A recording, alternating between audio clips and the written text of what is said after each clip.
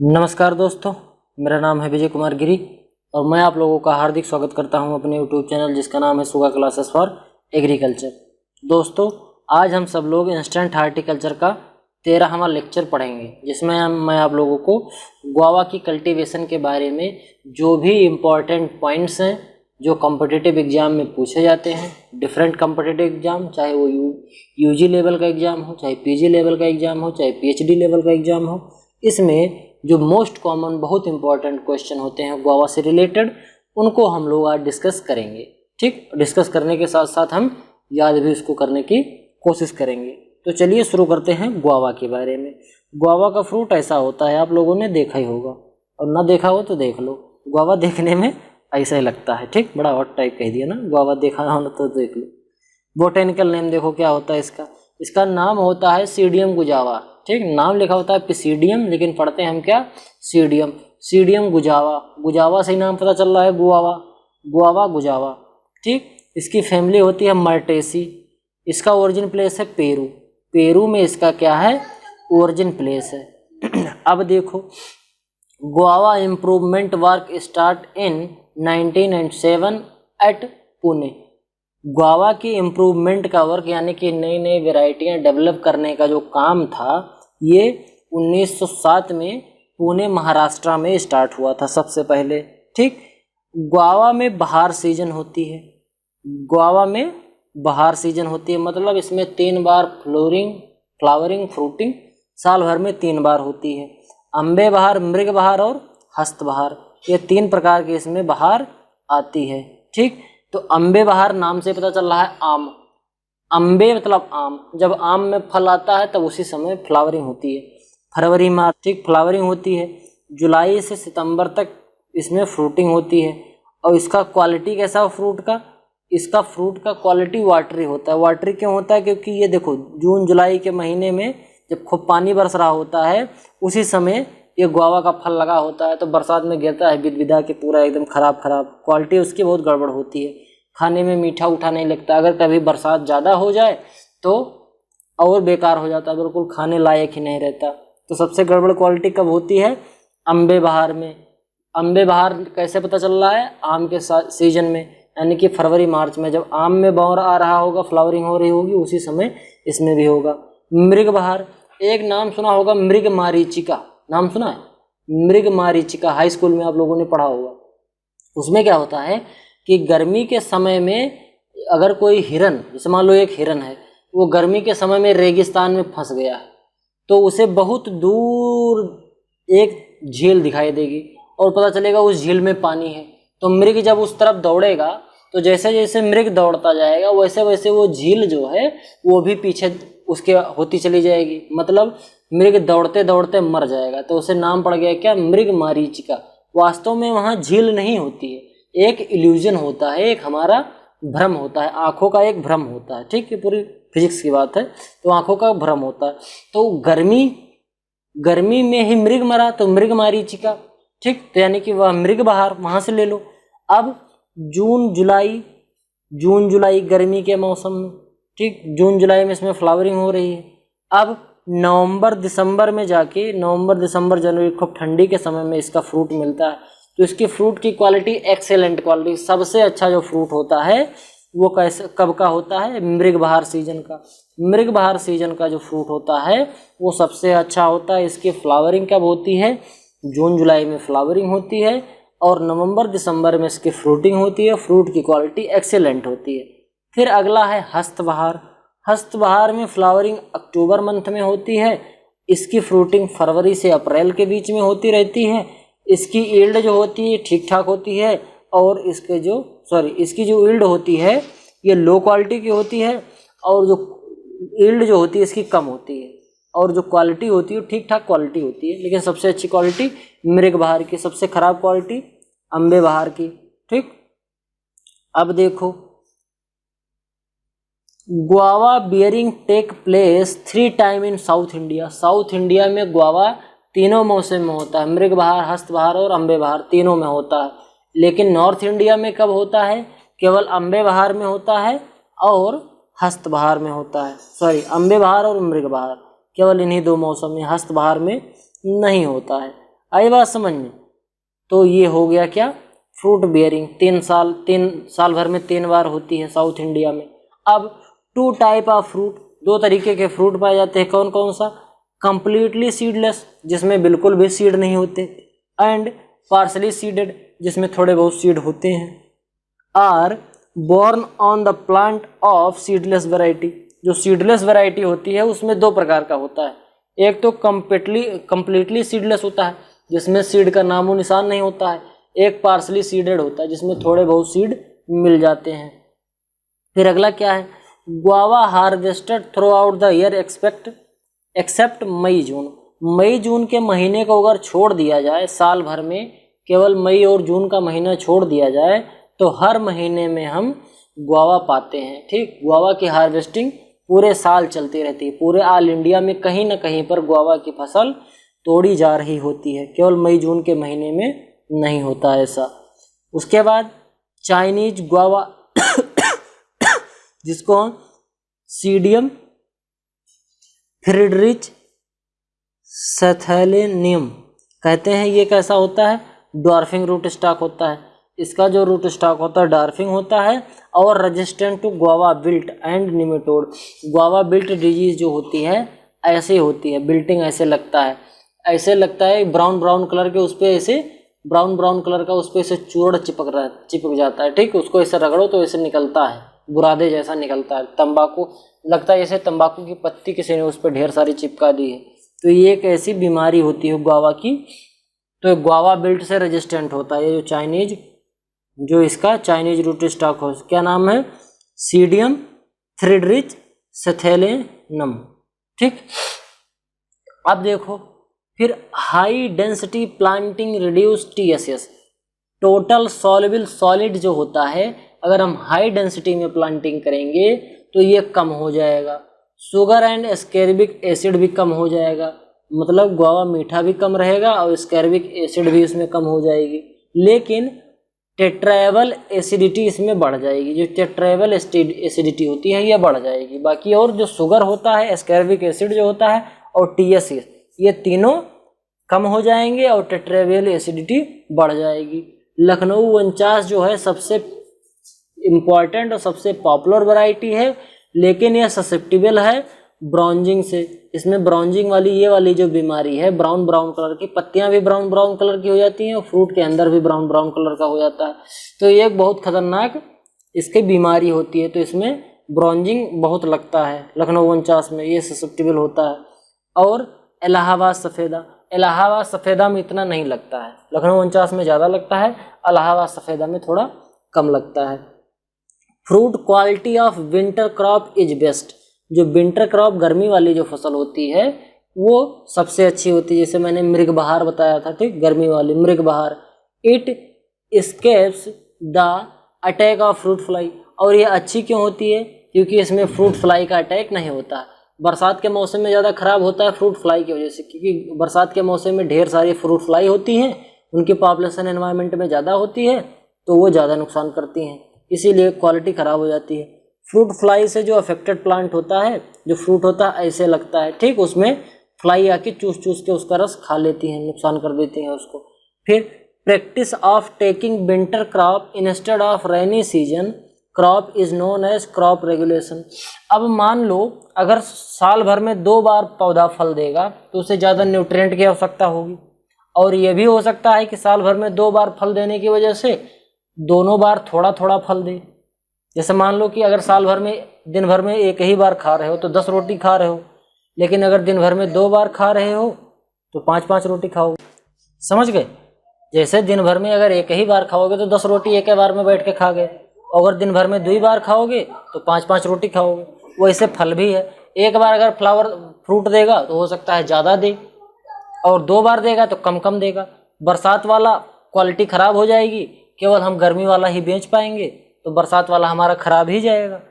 समझ गए? तो यानी कि 5 रोटी हम केवल बेच पाएंगे, 5 रोटी हमारी वो ख़राब ही जाएगी। तो इसलिए हम क्या करते हैं कि ये वाली जो 5 रोटी बरसात वाली है इसको हम नहीं खाते हैं या इसको बनाते ही नहीं हैं।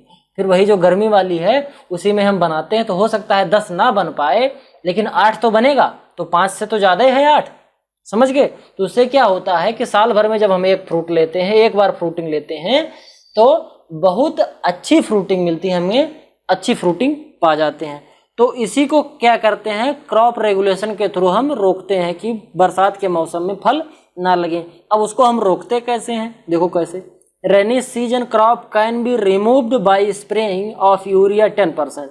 यूरिया का 10% का घोल जब इसमें फ्लावरिंग आने वाली हो, फ्लावरिंग आने वाली हो मतलब आई ना हो, फ्लावरिंग आने के, जैसे तुम्हें लग रहा हो कि हाँ 10 दिन में इसमें फ्लावर आने वाला है, उसी समय जाके 10 दिन पहले ही उस पर यूरिया के 10% का छिड़काव कर दो। तो उसमें फ्रूट जो, उसमें जो फ्लावर आएंगे वो कम आएंगे, और जो कम आ रहे हैं फिर उसको तोड़ दो, जाके कुकुट दो, ठीक, तोड़ दाड़ के उसको फेंक दो। तो ऐसे क्या हो जाएगा कि फ्रूट हमें नहीं मिलेगा, और फ्रूट जब नहीं मिलेगा तो पौधा कस के बढ़ेगा और हृष्ट पुष्ट हो जाएगा। तो अगले साल जब हमें गर्मी वाली फसल लेनी पड़ेगी तो उसमें बड़े जोश से वो ढेर सारी फसल देगा। ऑन इलाहाबाद सफ़ेदा, इलाहाबाद सफ़ेदा में 10% यूरिया का छिड़काव करते हैं, और लखनऊ 49 में 20% यूरिया का छिड़काव कर देते हैं at the time off peak flowering period. Peak flowering, जब फ्लावरिंग का सबसे अच्छा समय चल रहा हो तभी हम इसको छिड़क देते हैं। आई बात समझ में। अब देखो, UP produce best quality guava.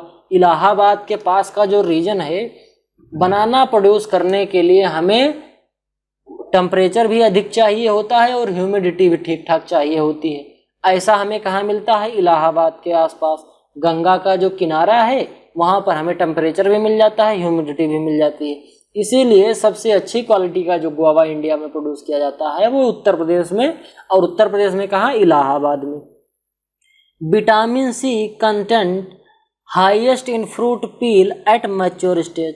Vitamin C जब फल पक जाता है, फल के पक जाने की अवस्था में, जब पूर्णतः वो मैच्योर हो जाता है, उस अवस्था में विटामिन सी मैक्सिमम पाई जाती है बनाना में, गुआवा में। Guava built is most common in alkaline soil. जो गुआवा बिल्ट वाली प्रॉब्लम है जो भी मैंने पहले बताई स्टार्टिंग में, वो अल्कलाइन सॉइल में मोस्ट ससेप्टेबल प्रॉब्लम है, यानी अल्कलाइन सॉइल है तो गुआवा बिल्ट होगा। और जो 80% गुआवा की मौत होती है ये बिल्ट की वजह से ही होती है, ठीक। इसके जो स्टम बोरर होता है, एक तो स्टम बोरर लग जाता है इसमें, इस वजह से पौधा मर जाता है जल्दी, 40 साल के पहले ही, 20 साल के पहले ही। और अगर उसमें बिल्टिंग लग गया तो भी पौधा मर जाएगा, यानी कि पौधे के मरने का 80% कारण यही होता है, बिल्टिंग और स्टेम बोरर। अब डॉर्फिंग रूट स्टॉक कौन सा है, एनुप्लॉयड 82। एनुप्लॉयड 82 ये dwarfing rootstock of guava है, इसको भैया याद कर लेना, बड़ा इंपॉर्टेंट है। Bending in guava practice in Maharashtra. Maharashtra में गुआवा की बेंडिंग की जाती है। बेंडिंग का मतलब होता है जो उसकी ब्रांच होती है उसको मोड़ देना। ये देखो, ब्रांच को ऐसे ऐसे मोड़ दिया है कि जो ब्रांच है ऊपर ना जाए, अगर ढेर ऊपर चली जाएगी तो हम इसको तोड़ नहीं पाएंगे उसमें से फल, तो इसको ऐसे बेंडिंग करके नीचे ही रखते हैं जिससे हाथ से आसानी से तोड़ा जा सके। फिर देखो क्या है, प्रूनिंग एबव 90 सेंटीमीटर। 90 सेंटीमीटर की जब लेटरल सूट हो जाती है, लेटरल सूट समझते हो, इसको टर्मिनल सूट बोलते हैं। ये बगल वाली जो सूट निकलती है इसको हम लेटरल सूट बोलते हैं। तो ये वाली जो सूट होती है इसको हम 90 सेंटीमीटर से ज़्यादा नहीं ग्रो करवाते हैं। ये 90 सेंटीमीटर की होगी, हमने यहाँ से काट दिया, अब यहाँ से फिर दूसरी ग्रो की, फिर यहाँ पर 90 सेंटीमीटर पे हमने काट दिया, इसको भी 90 पे काट दिया, यहाँ से 2-3 निकली, इसको 90 पे काट दिया, फिर यहाँ से 3 निकली, यहाँ से 3 निकली। तो इससे ब्रांच भी ढेर सारी हो रही है, और ब्रांच ढेर सारी होगी तो फल भी ढेर सारे लगेंगे और पौधा भी छोटा रहेगा, ठीक। Lateral shoot not allowed to grow. इसमें प्रूनिंग 90 सेंटीमीटर पे कर देते हैं लेटरल सूट की। Most useful in human diet for avoiding scurvy disease. अगर स्कर्वी डिजीज लगी हो तो विटामिन सी की कमी से स्कर्वी सूखा रोग होता है तो जो गुआवा होता है, इस गुआवा में विटामिन सी पाया जाता है, तो हमें ये अपनी डाइट में शामिल करना चाहिए, तो हमें स्कर्वी डिजीज नहीं होगी। इसमें पैक्टीन बहुत होता है, रिच सोर्स ऑफ पैक्टीन, इसको याद कर लेना कि banana is very rich source of pectin. फिर इसकी वैरायटी देख लेते हैं। लखनऊ 49 जिसको हम सरदार के नाम से भी जानते हैं, बहुत इंपॉर्टेंट चीज़ है, कभी कभी पूछा जाता है कि Sardar variety is related to which crop, तो ऑप्शन है आपका गुआवा, सही आंसर। अब Lucknow 49 is also known as Sardar, या Sardar is also known as, तो लखनऊ 49। ठीक, ये चांस सीडलिंग सिलेक्शन, ये एक सिलेक्शन है। ढेर सारे गुआवा के पौधे लगे थे, एक पौधा बड़ा अच्छा लग गया, उसको निकाल लिया किसी साइंटिस्ट ने, किसी ब्रीडर ने, और उसको एक नई वैरायटी के रूप में डेवलप कर लिया, तो उसको सिलेक्शन बोलते हैं। इलाहाबाद सफ़ेदा का एक कोई बगीचा था 1927 में पुणे में, तो वो डॉक्टर छीमा थे। 1927 की बात है, इलाहाबाद सफ़ेदा की वैरायटी पुणे में लगी थी, पूरा बगीचा था। डॉक्टर छीमा उसके अंदर गए, उन्होंने देखा, देखने के बाद उन्होंने कहा कि एक पौधा ये कुछ दूसरा टाइप से लग रहा है, ये थोड़ा अच्छा भी लग रहा है। तो उन्होंने क्या किया कि उस पौधे को वहाँ से उखाड़ा, और उखाड़ के ला के उस पौधे को ढेर सारा किया, मतलब उसका प्रोडक्शन किया, उस पौधे को वेजिटेटिव रूप से उसको प्रोड्यूस किया। प्रोड्यूस करने के बाद ढेर सारे पौधे बना के लखनऊ 49 यानी कि सरदार वैरायटी के नाम से उसको इंट्रोड्यूस कर दिया। तो ये थी पूरी कहानी। उसके बाद इलाहाबाद सफ़ेदा यानी कि इसकी जो माँ है लखनऊ 49 की। ठीक, अब चित्तीदार, ये fruit are characterized by numerous red dots on skin. इसको हम कैसे जान सकते हैं, इसमें डॉट डॉट डॉट डॉट होता है रेड कलर का, लाल लाल कलर का, इस पर चित्तीदार होता है, इस पर चित्तियाँ लाल लाल बनी होती है, तो इसको नाम से ही पता चल रहा है चित्तीदार यानी लाल लाल चित्तियाँ पड़ी रहेंगी। अब हरीझा, ये most popular variety in Bihar, Bihar में हरीझा जो है बहुत पॉपुलर वेराइटी है गुआवा की। फिर अगला है हप्सी। हप्सी क्या है, रेड फ्लैश्ड गुआवा, ये लाल लाल गुआवा होता है, इसका जो गूजा होता है अंदर गुआवा का, अंदर जो इसका पल्प होता है ये कैसा होता है, रेड फ्लैश्ड होता है, लाल लाल कलर का होता है। फिर अगला क्या है, एप्पल कलर। एप्पल कलर भी क्या है, ये गुआवा की एक वेराइटी है, भैया याद रख लेना, बड़ी इंपॉर्टेंट वेराइटी है। बेहद कोकोनट, ये भी गुआवा की ही वेराइटी है, नहीं कंफ्यूज हो जाओ तो कोकोनट का लगा दो। ये सीडलेस गुआवा है, जैसे कोकोनट का सीड दिखता नहीं है वैसे इसमें भी होता है, सीडलेस गुआवा। अब अर्का मृदुला, अर्का मृदुला कैसी है, seedless selection from the Allahabad Safeda. Allahabad Safeda का ये भी सिलेक्शन है, ये सीडलेस होता है। अर्का मृदुला, इसमें सीड नहीं होता है, सॉफ्ट सीडेड वैरायटी, और इसमें जो सीड होगा ये थोड़ा थोड़ा होगा। सीडलेस इसमें दो प्रकार का होता है, एक में बिल्कुल भी नहीं होता सीड, एक में थोड़ा थोड़ा सीड होता है। फिर इलाहाबाद राउंड, ये पार्थिनोकार्पिक वैरायटी है। ठीक, development of fruit without seed या विदाउट पॉलिनेशन, पॉलिनेशन के बिना जब कोई फ्रूट डेवलप हो जाता है तो उसको हम पार्थिनोकार्पिक कहते हैं। तो इसमें पार्थिनोकार्पिक वैरायटी है इलाहाबाद राउंड, ये कैसा होता है, सीडलेस वैरायटी होती है। इलाहाबाद सुरखा, अगर इलाहाबाद लगा है तो आप ये जान के चलिए कि गुआवा की ही वैरायटी होगी। यूनिफॉर्म पिंक फ्रूट होता है with deep pink flash, deep pink flash होता है और ये पिंक पिंक कलर का फ्रूट होता है, समझ गए। अब देखो सहारनपुर सीडलेस, बड़ी इंपॉर्टेंट वैरायटी है भैया सहारनपुर सीडलेस। एक सहारनपुर सीडलेस वैरायटी इसकी है, एक सहारनपुर प्रभात है। सहारनपुर प्रभात किसकी वैरायटी है, कमेंट बॉक्स में लिखिए। एक सहारनपुर सीडलेस है तो ये तो गुआवा की है, सहारनपुर प्रभात किसकी वैरायटी है, कमेंट बॉक्स में लिख के जरूर बताइए। अब नागपुर सीडलेस, ये भी इसी की है, गुआवा की वैरायटी है। अर्का अमूल्य, ये अर्का सफ़ेदा और सीडलेस का क्या है, क्रॉस है। हिसार सुरेखा। फिर ललित, ललित भी एक बड़ी अच्छी वैरायटी है, 24% हायर यील्ड देन इलाहाबाद सफ़ेदा।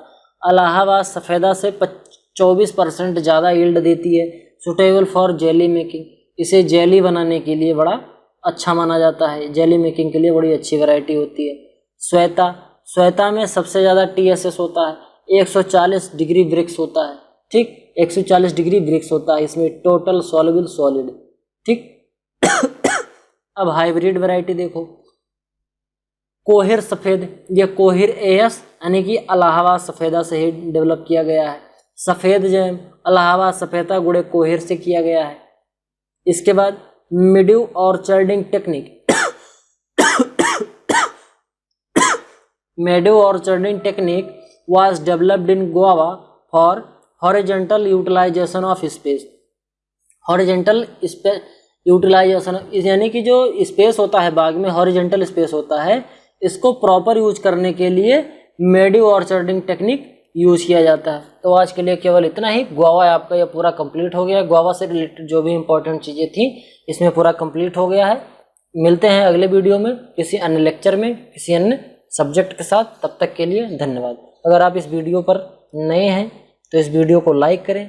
आप चैनल पे नए हैं तो चैनल को सब्सक्राइब करें। आपके जो भी सुझाव हो कमेंट जरूर करें।